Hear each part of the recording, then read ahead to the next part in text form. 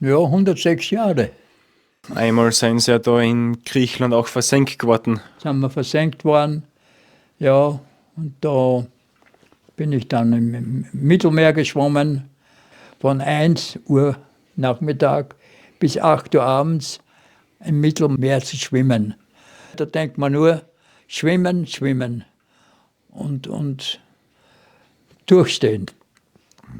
Und ich bin so froh, wenn die Kriege weniger werden, wenn die Menschen begreifen, dass man zueinander halten soll. Man kann nicht dasselbe sein, man kann nicht eine Besonderheit sein, man ist eben nicht mehr als ein Mensch, aber ein Mensch steckt eben sehr viel drinnen. Und das bleibt mir immer ein Vorbild. Ich bin auch was wert, weil ich ein Mensch bin. Du kannst nicht mit allen, weil du sowieso der Gerechte bist und weil du überall die Recht suchst, kannst du das alles leisten. Das ist nicht wahr. Der Mensch ist zwar imstande, einen Krieg zu führen, aber nicht die Konsequenzen zu tragen. Und das muss man sich eingedenk sein. Das Beste ist, man fängt nicht an damit. Danke, dass du als regelmäßiger Zuseher eine so große und wertvolle Stütze in unserem Friedensprojekt Lebensweisheiten von 100-Jährigen bist. Das alles ist nur dank dir und dank dem Vertrauen der einzelnen Familien möglich. Danke. Danke. Ich bin der Daniel Bleunig, bin Begründer des Friedensprojektes Lebensweisheiten von 100-jährigen Menschen und bin diplomierter Gesundheits- und Krankenpfleger. Und genau diese wertvolle Zeitzeugengeschichte wirst du heute bekommen. Darf ich fragen, wie jung sei sein? Wie jung ich bin? Ja, Ja, 106 Jahre 106 Jahre. ist meine Jugend Am, und mein Alter am 24. Juli 1919 geboren. seien Sie geboren, genau. Und darf ich fragen, wie jung Sie sein? 73. 93. Ah, 93. Ja, Das heißt, wann genau seien Sie geboren? Am 16.10.32. 1932. Ja. Und Sie beide kennen Sie schon wie lang? 56 haben wir geheiratet. Ja, 13 sind wir auseinander. ja. Und nächstes Jahr werden es dann 70 Jahre lang gefeiert sein, nächstes Jahr. Ja, wenn Gott will, dann würden wir das feiern. Gerne. Sie haben ja gerade angesprochen, Sie sind 1919 auf die Welt gekommen. 119 auf die Welt gekommen, ja. Wie war das damals so in dieser Zeit aufzuwachsen, 1919? Das das war ja waren- Zwischenkriegszeiten. Es waren schon triste Zeiten, so Zeiten zwischen Kriegen. Ne? Aber wir sind gut betreut worden, gute Eltern gehabt, einen strengeren und impulsiven Vater. Und meine Mutter war eine sehr gute, einfühlsame Frau. Und das hat zusammen ein gutes Verhältnis gegeben. Sie haben ja gesagt, Ihre Beziehung, also in Ihrer ganzen Familie-Generation hat es einen Zimmerei-Familienbetrieb gegeben. Ja, das war von meinem Vater und seiner Seite. Er war, sein Vater ist ein Zimmermeister und vielleicht der Urgroßvater auch, weiß ich nicht mehr so genau. Das sind in die 18er Jahre, 1870 sowas, ist die Generation vielleicht etwas in Erscheinung getreten. Aber Sie haben dann zunächst nicht eigentlich vielleicht den Ruf des Vaters gefolgt, dass Sie auch Zimmerer wären, sondern Sie seien... Ja, ich bin nicht, wir haben einen sehr schweren Kampf gehabt, um den Betrieb zu erhalten. Und da habe ich einen nahrhaften Beruf ergriffen, Bäckerei bei meinem Onkel und bei meiner Tante. Und die habe ich 3 Jahre durchgestanden, alle Tage 15 Kilometer ins Gei gehen und und um 1 Uhr aufstehen und so weiter. War eine schwere Zeit. Und dann habe ich mitgebankt, weil wir zu Hause in der Zimmerei große Probleme gehabt haben, um zu bestehen. Und wir haben über 20 Zimmerleute gehabt dort. Und die haben eine Familien gehabt. Und da ist schon eine große Verantwortung gelegen, dass man das Betrieb durchsteht. Und wie ich dann 3 Jahre Bäckerei gelernt habe, habe ich mir gedacht, ich muss zu Hause mithelfen, dass sie den schweren Kampf bestehen können. Und dann bin ich habe ich die Zimmerei gelernt und nebenbei schon etwas beim Aufbau mitgedacht und mitgeholfen. Und dann habe ich meine liebe Gattin kennengelernt und wir haben dann geheiratet. Ich kann jetzt momentan das Jahrzahl nicht sein. Wann haben wir geheiratet? 56. 56 haben wir geheiratet. Und dann haben wir zusammen mit den Eltern und mit den tüchtigen Zimmerleuten, die wir gehabt haben, haben wir wieder den Betrieb erhalten können. Er war eine lange Zeit geschwankt, ob wir es überstehen. Aber wir haben ich habe unbedingt gewollt, dass wir durchstehen. Das muss sein. Das war ein Muss in mir und wir haben es auch durchgestanden. Und heute ist der Betrieb immer noch sehr aktiv. Danke, dass du das schon mal erzählt hast. Jetzt haben wir eigentlich schon einen groben Überblick über Ihr Leben kriegen dürfen. Vielleicht wollen Sie ja zuerst vielleicht ein bisschen erzählen, wie Sie damals Ihre Kindheit, Jugend, so vor allem in der Vorkriegszeit noch erlebt haben. Haben Sie noch da Erinnerungen, wie das vor allem vor dem Krieg war? Nach der Schule musste ich arbeiten gehen, ne? Weil wir sonst zu viele waren. Ne? Und dann habe ich in Amstetten die Handelsschule dann absolviert. Und vorher noch musste ich Hat auch eine sehr schwere Jugend gehabt, meine Gattin. im Gasthaus mithelfen, in verschiedenen, in Zeilern, bei Amstetten. Ja, und so wurstelten wir uns dann halt fort dann. Ne? Dann habe ich dort wieder gearbeitet eine Zeit und dann bin ich aber leider Gottes, ich war in einem Gasthausbetrieb und als junges Mädchen, da wissen Sie, habe mich verkühlt, praktisch bin also schwitzend in den Keller müssen und habe dann die Krankheit gekriegt, Gehirn.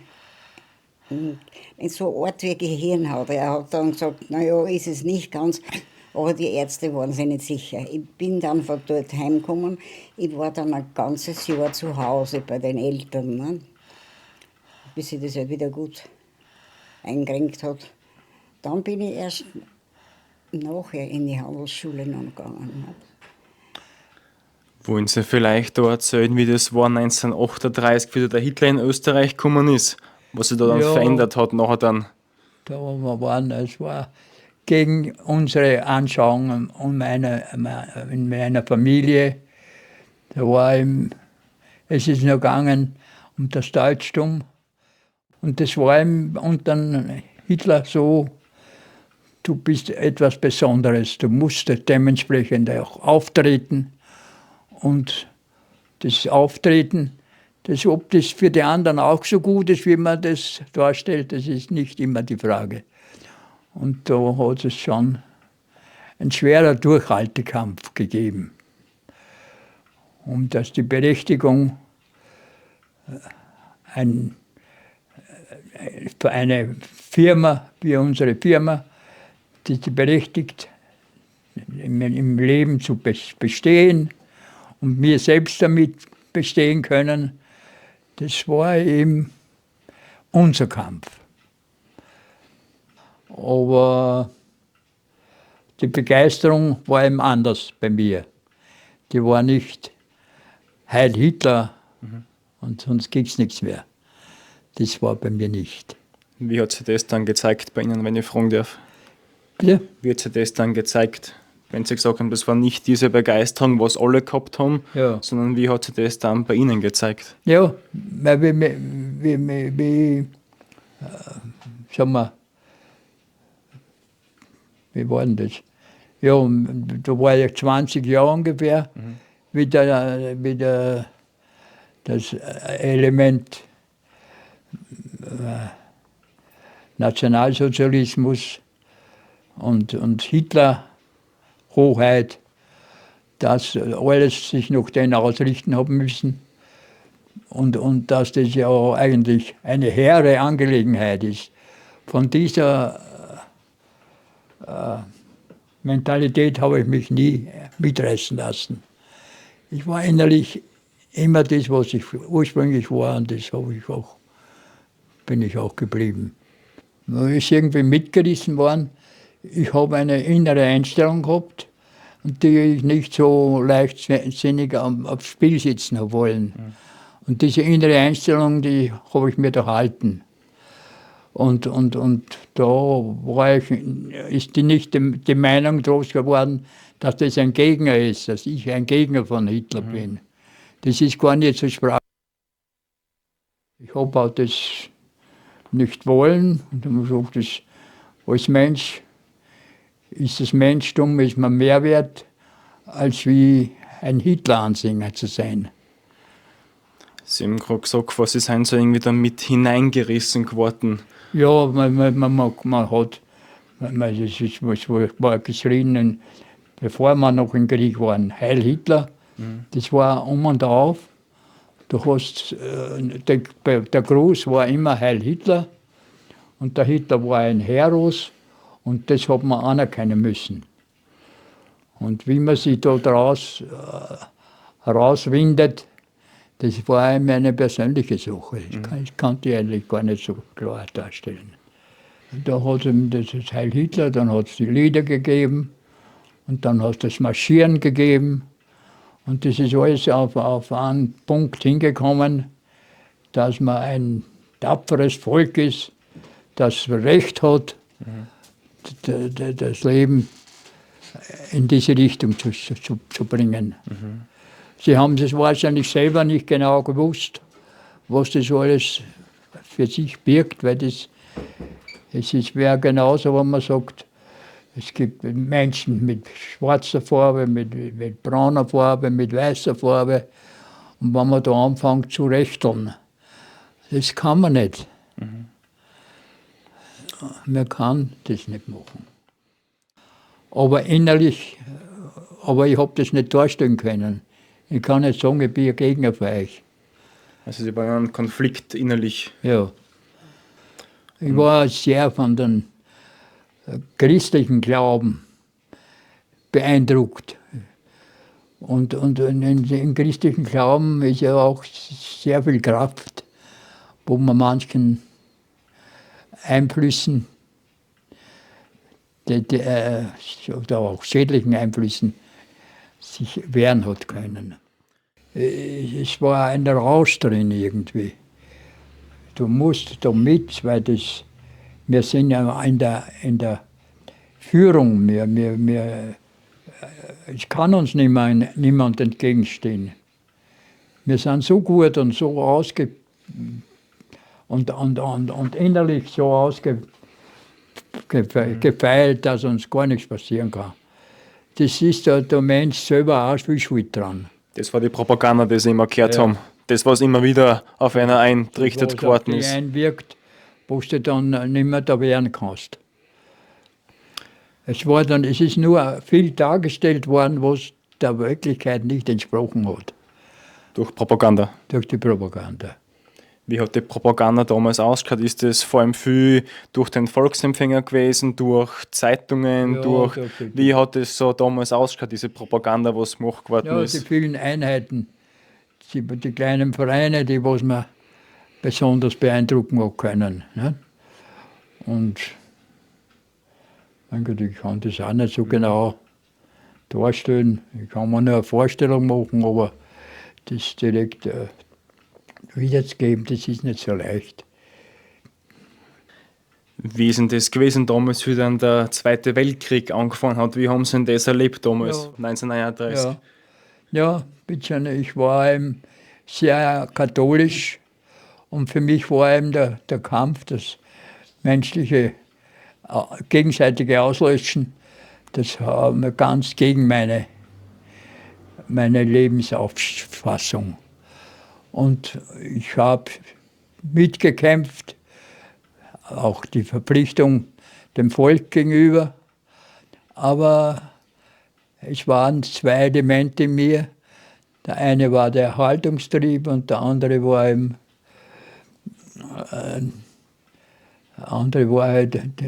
das menschliche Sein als eine Besonderheit und als ein Geschenk anzuschauen und nicht gleichzeitig durch Kriege aufs Leben, aufs Ding zu setzen.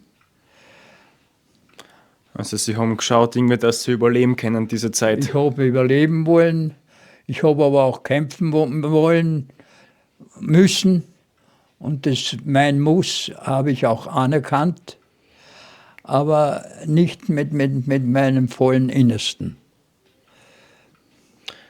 Wie gesagt, wir machen das ja hauptsächlich, dass vor allem meine Generation da viel lernen kann, weil die meine Generation, die wissen ja oft gar nicht, wie glücklich die ist. Sie schätzen können, dass die nicht den ganzen Krieg miterleben müssen. Weil ich bin jetzt 25, ich kann mir nicht vorstellen, was sie damals als 25-Jähriger schon alles miterleben mussten oder noch erleben mussten. Ja.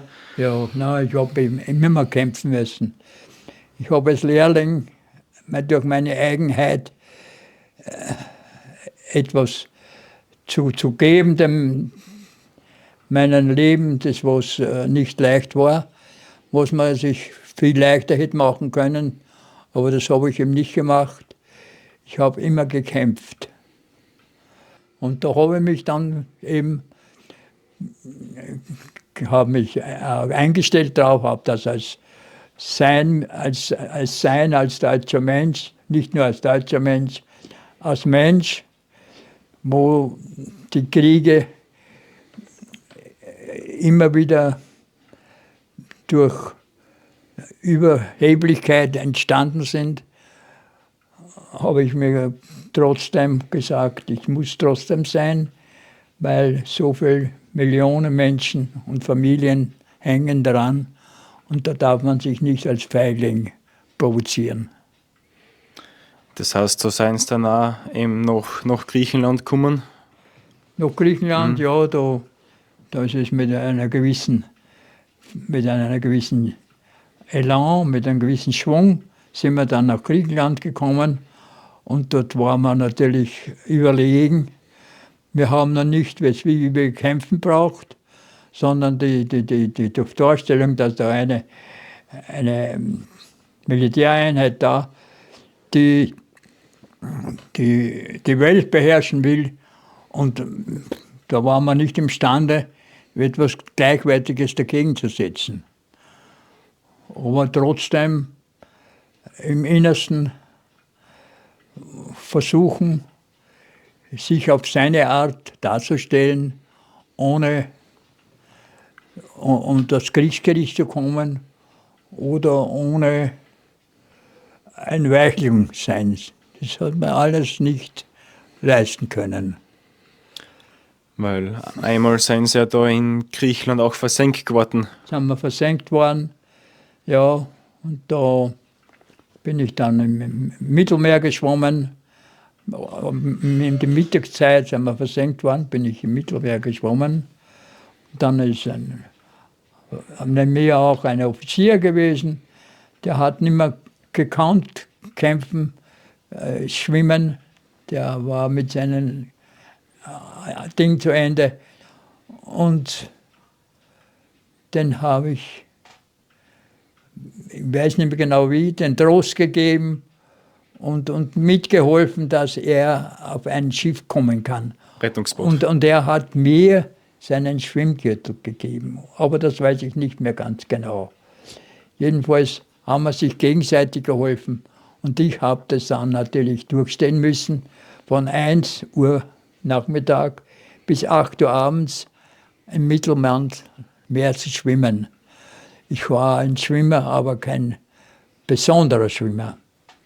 Aber ich habe es durchgestanden. Und ich wollte es durchstehen. Und dann hat mich zufällig ein Fischerkutter aufgenommen und habe auch diese Hürde überstanden.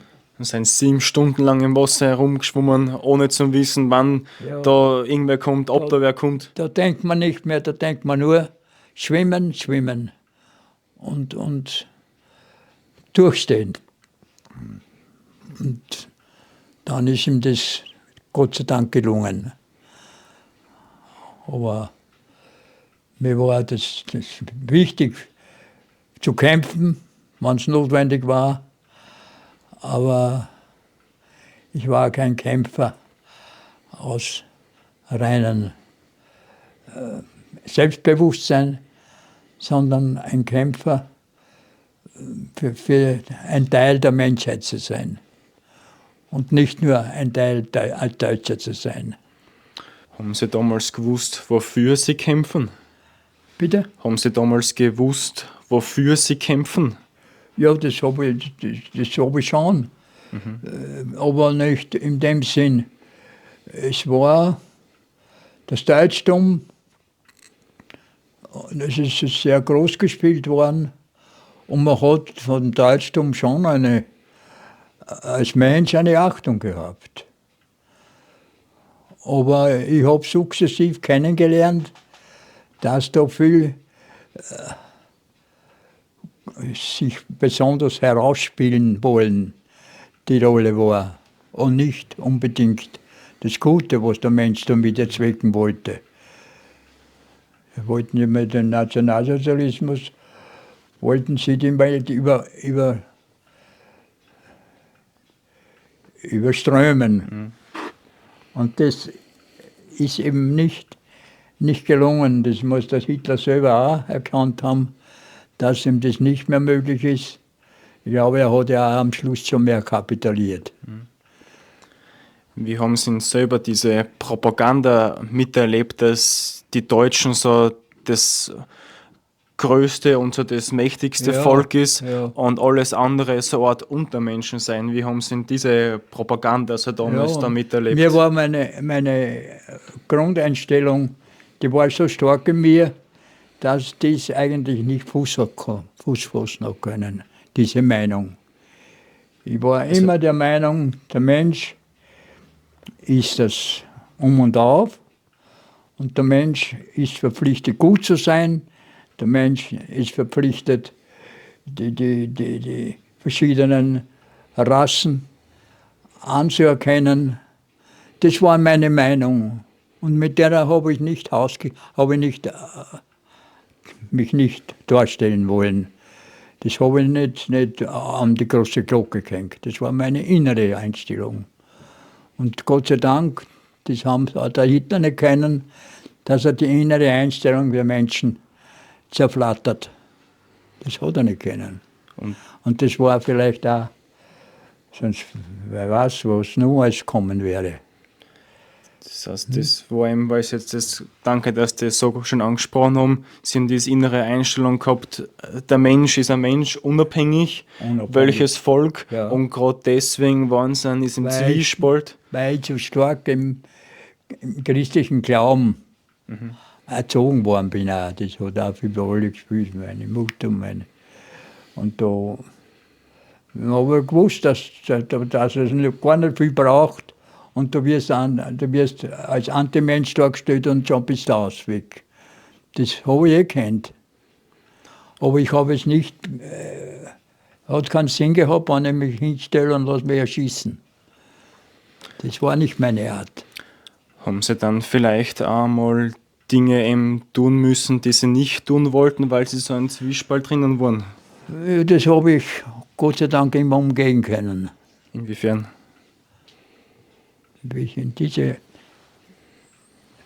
Aber ich hab mich nicht als Feigling hinstellen wollen und habe ich auch nicht sein wollen, ein Feigling.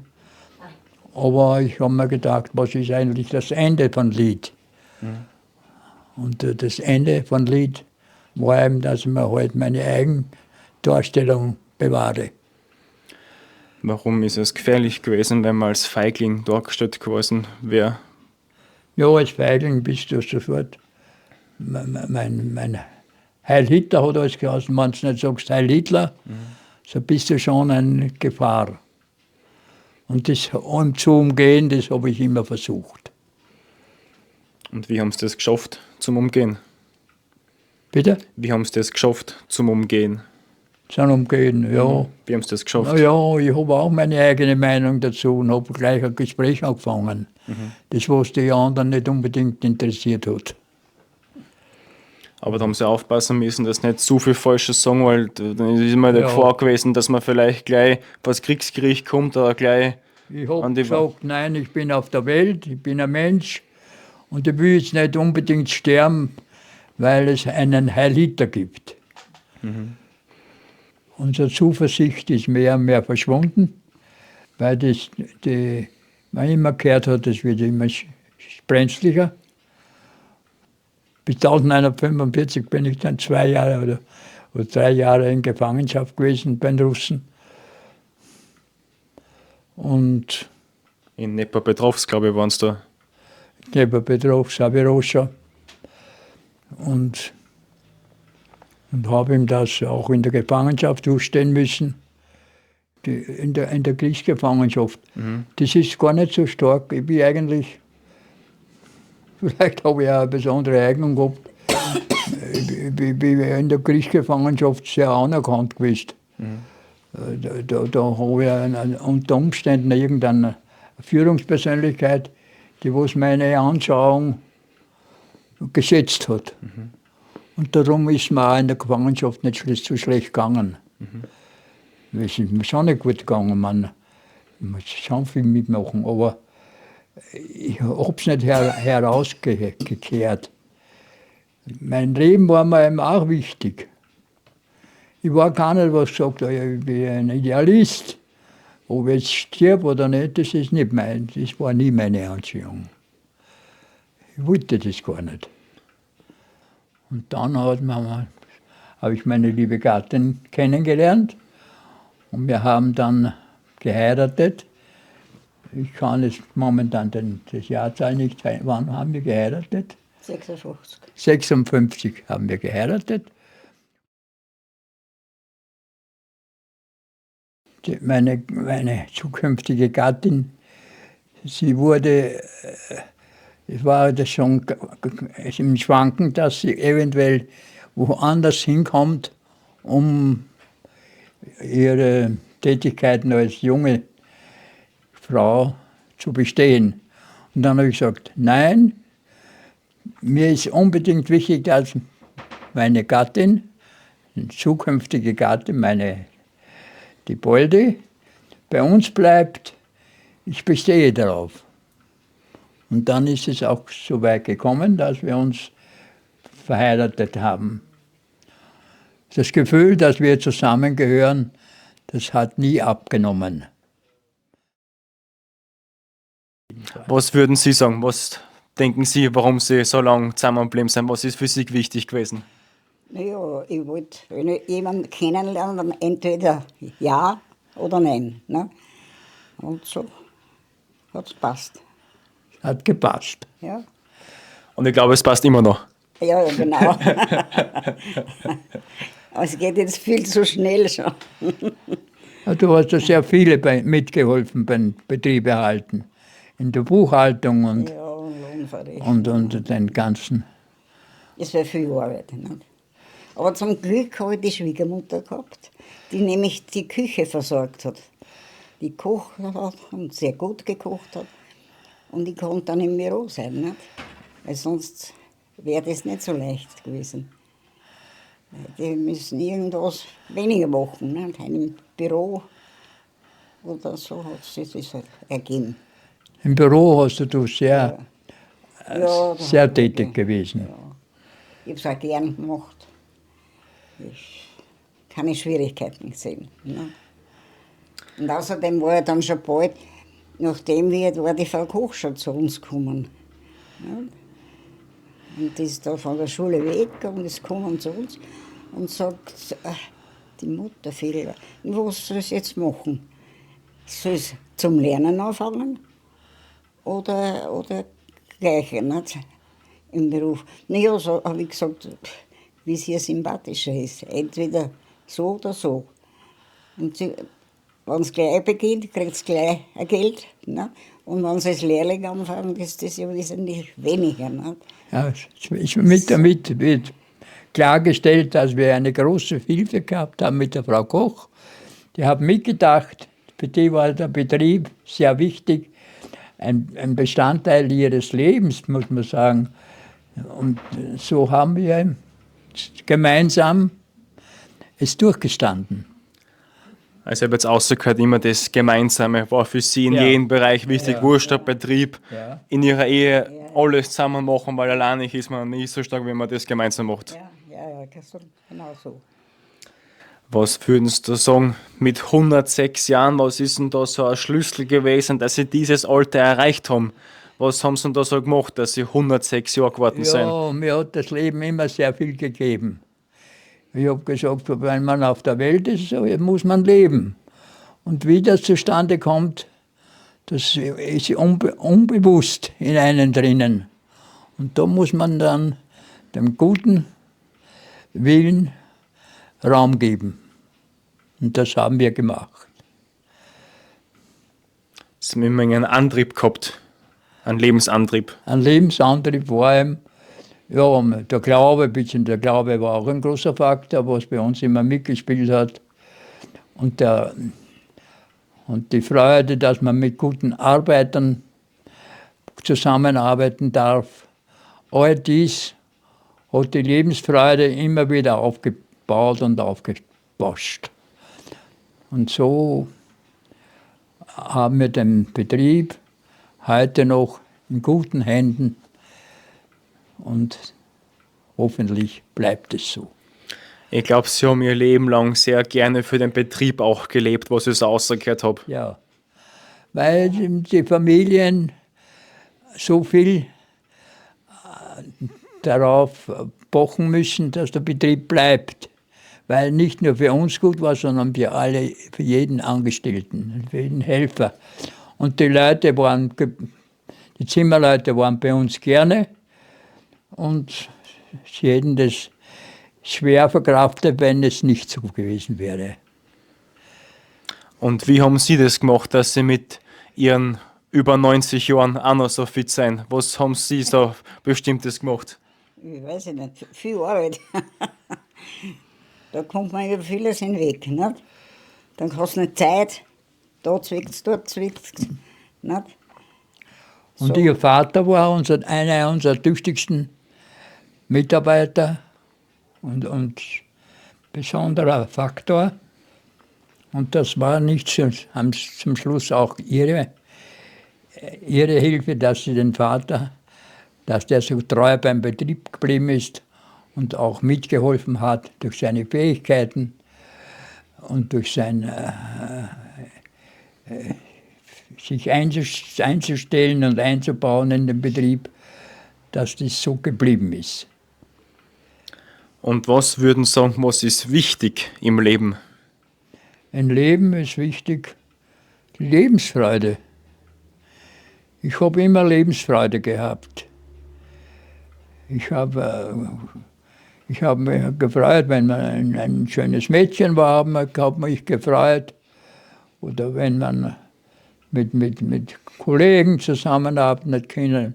Ich habe deren Sport getrieben und alles, was in unseren Möglichkeiten war, genützt. Und so, glaube ich, ist das geworden, dass der Betrieb stabil, massiv in die Zukunft schauen kann. Und was ist für Sie wichtig im Leben? Ja, vor allem, dass man gesund ist. Das ist das Allerwichtigste. Ne? Viel Arbeit, die den Freude macht, an den Blumen sich erfreuen kann. Das war mir wichtig, heute noch. Ne? Und, ja. Du hast nebenbei geschaut, dass im Haus alles Ja, gut das passiert. sauber ist im Haus. Und Du hast eben der gute Geist im Haus. ja. Und oft ist es so gewesen, zuerst habe ich das angeschafft und dann habe ich es selber machen können. Weil es keiner machen wollte, aber weil es keiner so gut gemacht hat, wie sie es gern gehabt hätten. Wahrscheinlich. Ja, Ja, so war und so vergeht die Zeit. Ne? unser Leben. Ja. Gibt es irgendeinen Punkt, wann die Zeit schneller anfängt? So, Ja, das schon. Je älter das man wird, umso schneller geht die Zeit. Ist schon wieder Wochen weg. Und. Ne? Aber wegen dem denke ich nicht ans Sterben. Nein. Aber es läuft halt sehr rasch. Ja, und du warst ja auch sehr interessiert, dass der Betrieb ja auch weiterläuft. Ja, das ist wichtig. Haben wir zwei Ja. sehr aneinander gekettet, dass wir den Betrieb erhalten. Und jetzt ist halt unsere Frau kocht, die Stütze und Ja, die darf man schauen, dass es weniger muss und wieder weitergeht. guten Mitarbeiter, die haben zusammen hat das eben funktioniert. Dass wir, Also es ist wir- nicht leicht, einen Betrieb, es ist so schön zu sagen, ja, da haben wir einen schönen Betrieb, aber was man alles aufgeben muss an Freuden und mehr an der Arbeit, den Betrieb zu erhalten, das ist ein ganz wichtiger Faktor und der auch mithilft und mitreißt, dass das alles so bleibt. es ist sehr viel im Hintergrund, was keiner sieht. Aber man trotzdem Ja. draußen noch kann, so ein schöner Betrieb, der baut sicher viel Geld damit an, aber was da alles im Hintergrund abläuft, das ist oft wahrscheinlich das, was man nicht wirklich sieht. Ja. Ja. Nicht geweinte Tränen. ja, so war Aber das. Sie haben ja vorher gesagt, mit 106 Jahren haben sie auch immer noch einen Lebenswillen und Lebensziel und denken nicht wirklich dran, dass bald. Ja, ich denke mal, wenn ich schon auf der Welt bin, so möchte ich das Leben erleben. Das Leben noch, solange es geht, genießen und für die anderen das zu sein, was man sich uns vorstellt. Was für einen Ratschlag würden Sie den Menschen geben, die was Sie jetzt gerade sehen? Was würden Sie da für eine Botschaft Ich würde mitgeben? sagen, nicht aufgeben. Nicht sagen, mein Gott, das Leben läuft halt aus und es ist vorbei, sondern kämpfen. Und das Kämpfen macht sich bezahlt, man wird selbstbewusster und man wird von der Umgebung auch besser anerkannt. Und das macht ihm schon viel aus, was das Leben wert macht. So wie Sie das immer gemacht haben und nicht aufgegeben haben. Ja, das habe ich jedenfalls sehr geübt, das nicht aufgeben. Was würden Sie für eine Botschaft da mitgeben? Für einen Ratschlag? Ja, und dass man versucht, die Gesundheit erhalten. Nicht? Das ist wichtig. Nicht jetzt aufgeben und sagen, ich kann nicht mehr, das darfst du nicht. Immer wieder dahinter sein, es geht wieder weiter. Und dass dein Vater so viel mitgeholfen hat. Er hat mein Vater, das war der Superstar. Ein starker Faktor. Ja, der hat gesagt, der Betrieb ist mein Leben. Das war er gesagt. Ja, gell? Er wird er nie aufgegeben haben. Und diese Zuversicht hat sich auch an uns übertragen.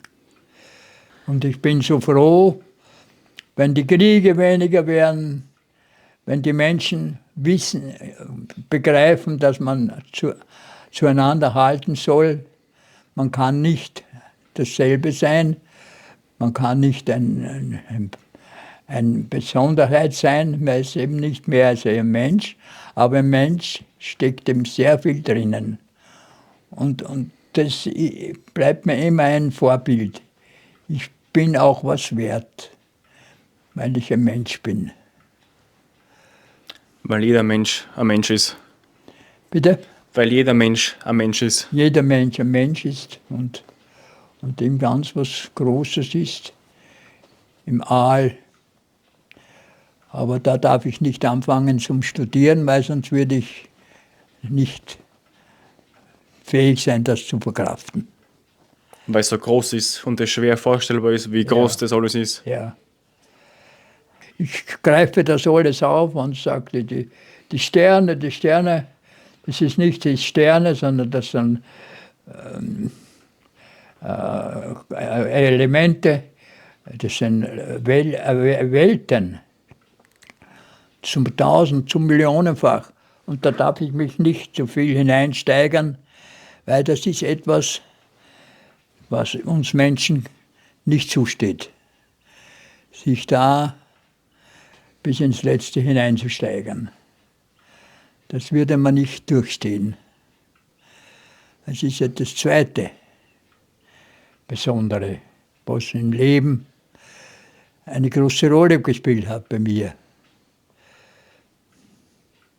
Und wie geht es Ihnen dann so, wenn Sie jetzt die Kriege sehen, was jetzt gerade wieder sein, nachdem Sie selber das alles durchgelebt haben? Ja. Wie geht es Ihnen dann so, wenn Sie jetzt zum Beispiel den Fernseher einschalten und sehen, da ist Krieg, da ist Krieg? Ja. Wie geht es Ihnen dann so dabei? Da ein gewisses Angstgefühl, dass es mit dem Kriegsspiel nicht so leichtsinnig umgegangen wird. Weil das ist, der Mensch ist zwar imstande, einen Krieg zu führen, aber nicht die Konsequenzen zu tragen. Und das muss man sich eingedenk sein.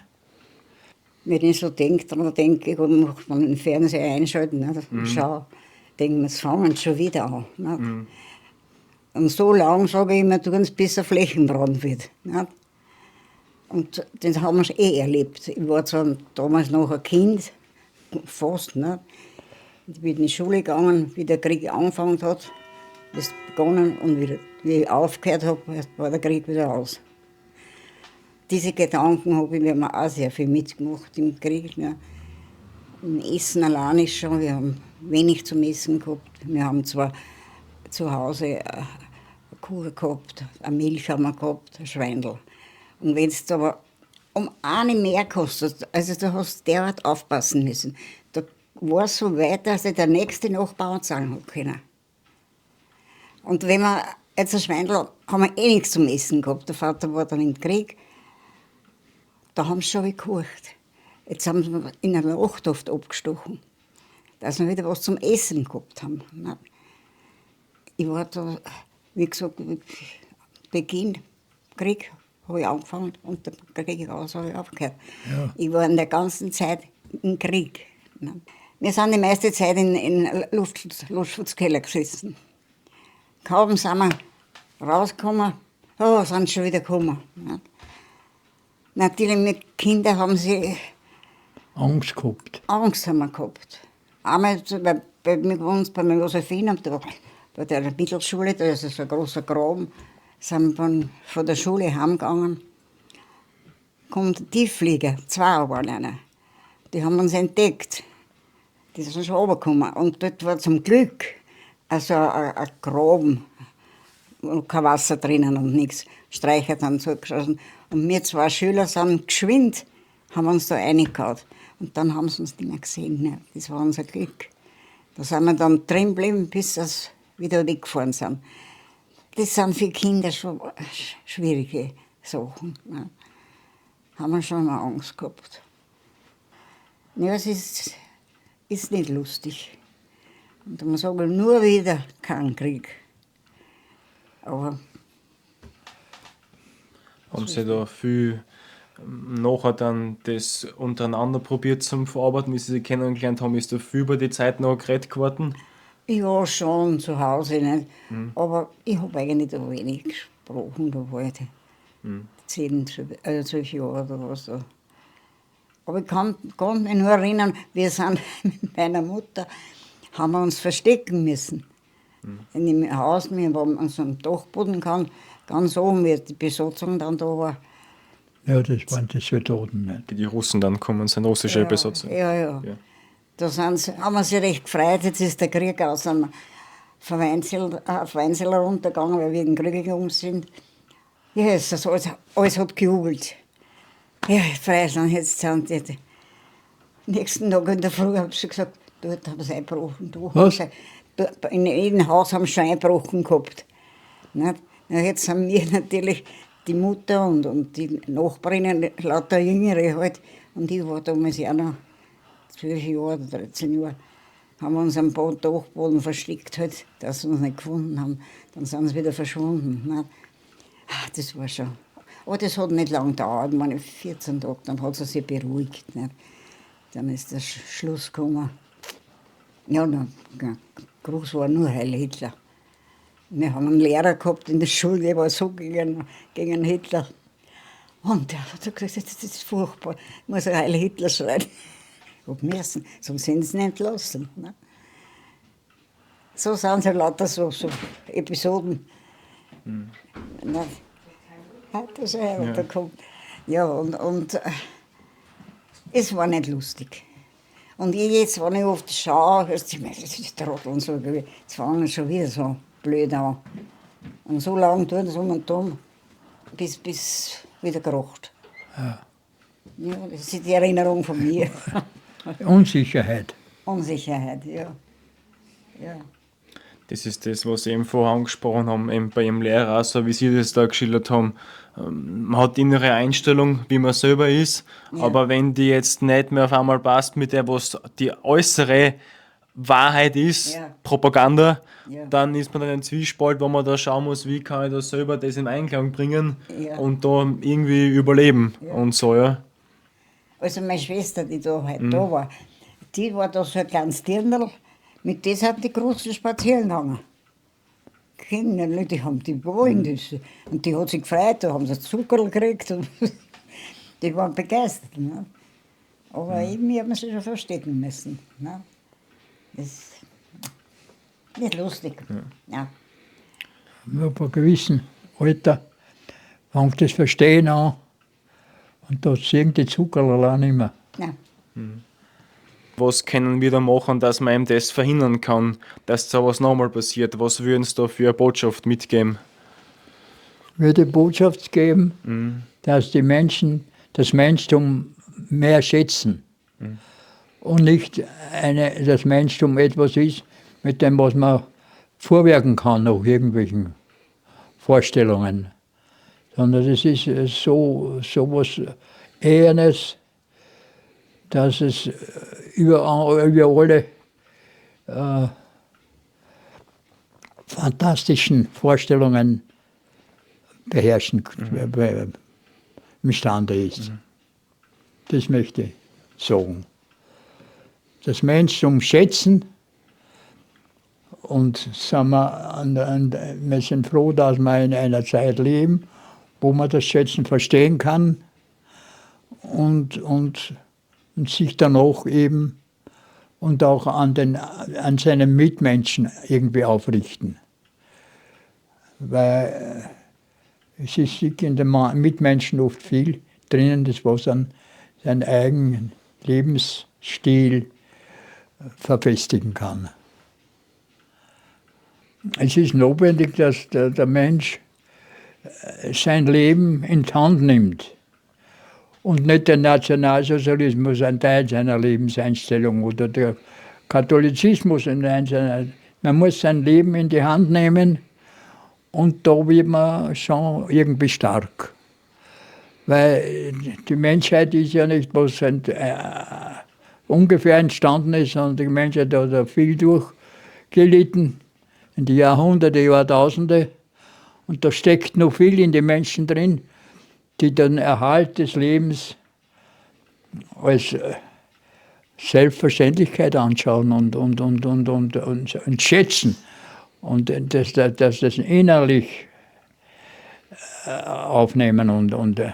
Ich kann mir ja heute oft nicht vorstellen, wenn ich her, da gibt es Millionen Sterne und an der Stern ist was Unheimliches.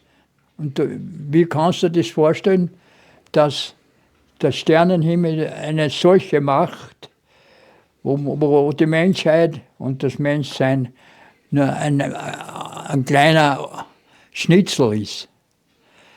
Es wäre der Nationalsozialismus sowieso mit seiner Einstellungsvorstellung nicht durchgekommen im Leben. es war ein Rausch drin irgendwie. Vielleicht ist ja die Lebensart,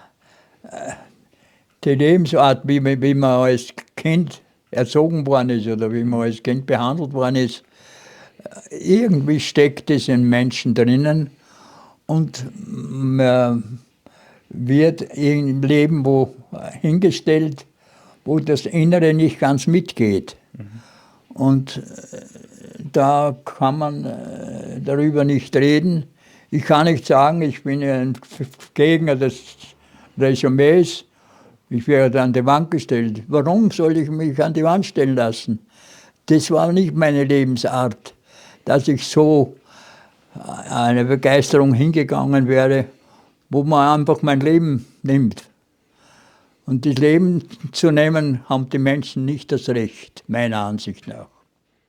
Ich denke, die Lehre von der ganzen Geschichte ist, dass man nie ganz verfallen darf. Es ist vorbei, es ist nicht vorbei. Man soll es innen verarbeiten. Dann ist es eher vorbei.